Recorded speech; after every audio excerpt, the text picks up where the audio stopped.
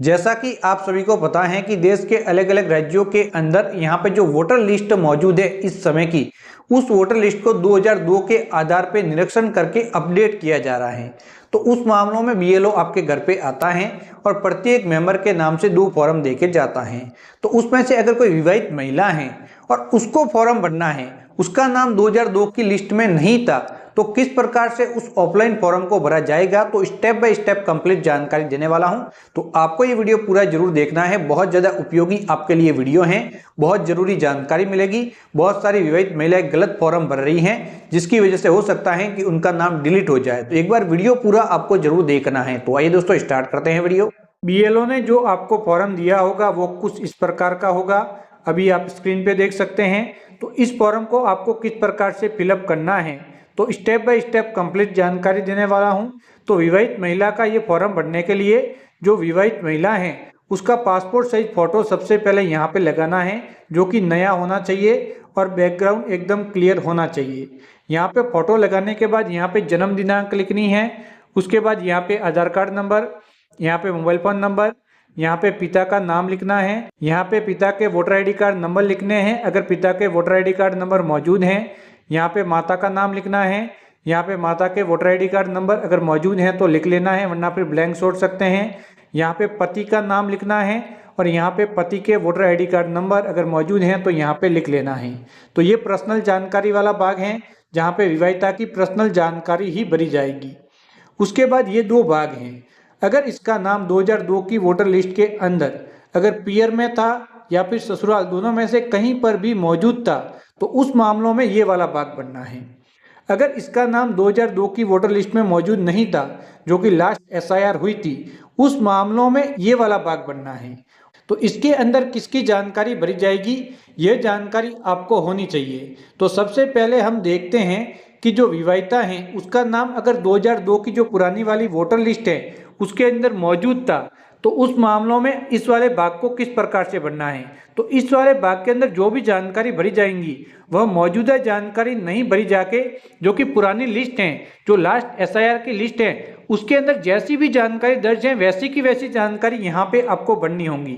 तो सबसे पहले ये लिस्ट आपको डाउनलोड कर लेनी है, जहाँ पे विवाहिता का नाम 2002 के अंदर मौजूद था। अगर पीयर के अंदर मौजूद था तो पीयर की लिस्ट डाउनलोड करेंगे, ससुराल के अंदर मौजूद था तो ससुराल की वोटर लिस्ट डाउनलोड करेंगे।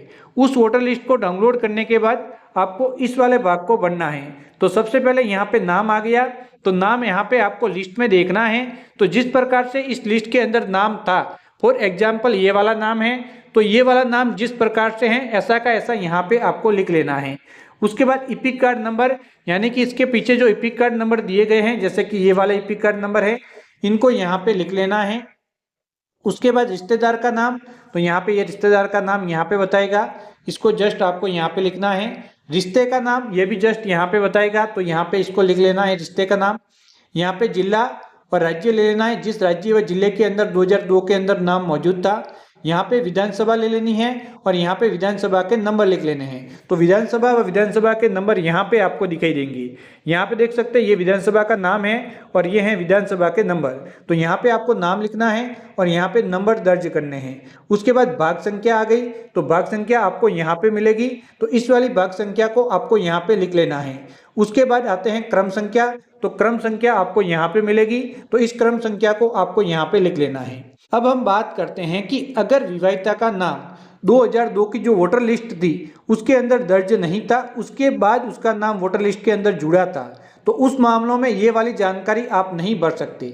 उस मामलों में ये वाली जानकारी भरनी है। और इसके अंदर किसकी जानकारी भरनी है, तो इसके अंदर विवाहिता के पति की जानकारी आपको नहीं भरनी है। यहाँ पे बहुत सारे लोग गलती कर रहे हैं और महिला के पति की जानकारी भर रहे हैं। तो महिला के पति की जानकारी नहीं भर के यहाँ पे पिता की जानकारी भरनी है। जहां पर भी पिता का नाम मौजूद था 2002 की वोटर लिस्ट के अंदर, तो वहीं की जानकारी आपको यहाँ पे भरनी है।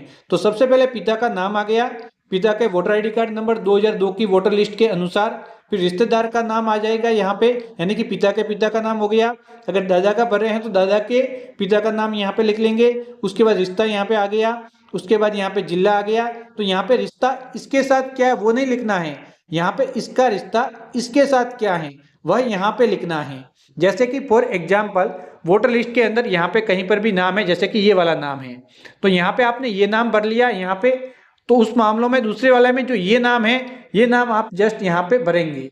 और उसके बाद रिश्ता क्या है, तो रिश्ता ये वाला हो गया, तो ये रिश्ता आपको यहाँ पे भर लेना है। तो इस बात का विशेष करके ध्यान रखना है। उसके बाद जिला, राज्य और उसके बाद विधानसभा, विधानसभा संख्या, भाग संख्या और क्रम संख्या, जैसा कि मैंने आपको इस वाले भाग के अंदर बताया था, उसी प्रकार से इस वाले भाग के अंदर आप भर लेंगे।